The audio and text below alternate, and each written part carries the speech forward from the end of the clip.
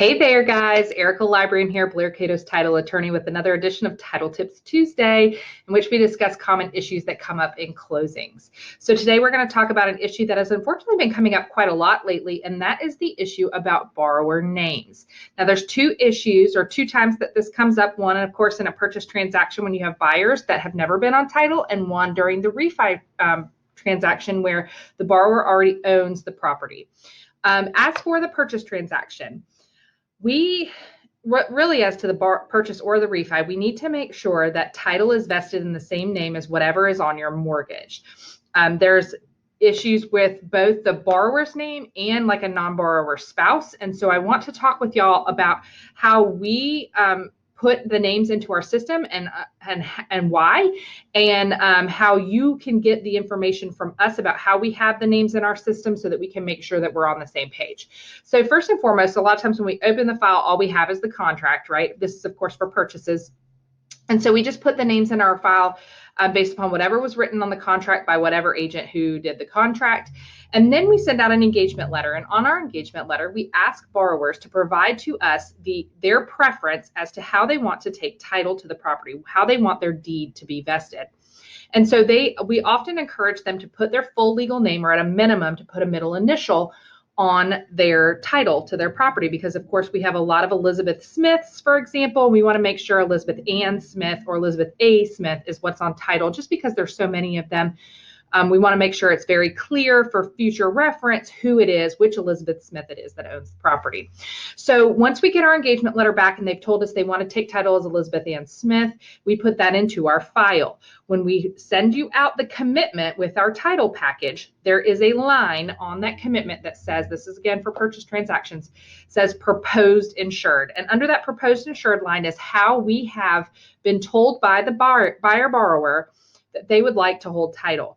And that proposed insured line needs to match your mortgage document. So however we have it listed on that commitment is how you guys should be putting title onto the mortgage documents. And the reason this is important is because if for some reason we have been given some kind of information that the borrower's name is a little bit different, or they want to take title a little bit differently, or perhaps they want to add somebody who's a non-borrower spouse or non-borrower third party to the title, we will update our commitment and reflect that that line proposed insured is going to be different. And so it's vitally important that we're communicating well through that commitment, that the line that has proposed insured on it is what matches the mortgage documents. The mortgage and the deeds must match exactly. Middle initials, middle names, whatever it is, must match exactly.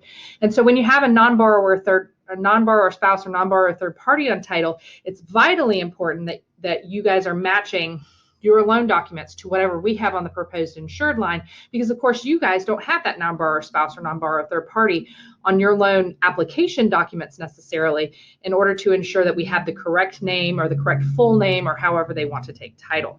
Now, when it comes to a refi transaction, this is extremely important.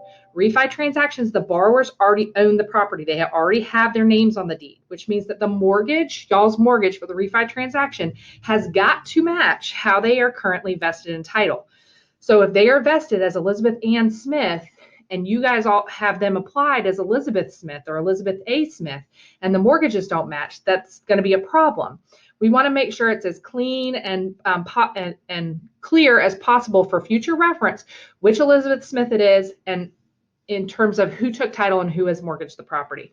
So under a commitment for a refi, you'll see the proposed insured language, but the more important language is going to be the fee simple title is currently vested in the name of, because that's who, after our title search, we've pulled in the information about who has actually got title, how their name is printed on there. That's also going to be important in the event that your refi borrower is currently on title with another third party who is not a borrower.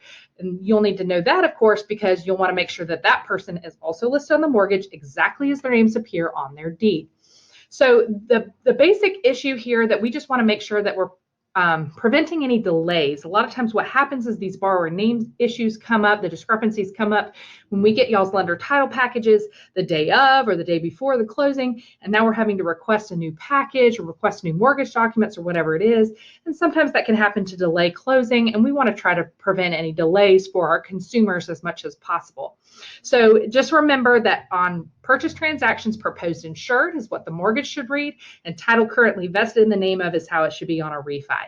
If you have any questions, or if you're handling any transactions with my law firm right now and you have some concerns about the borrower names, feel free to give me a call. My phone number is 803-881-6904, and my email is Erica, ERICA, @blaircato.com. Thanks, y'all. Have a great week.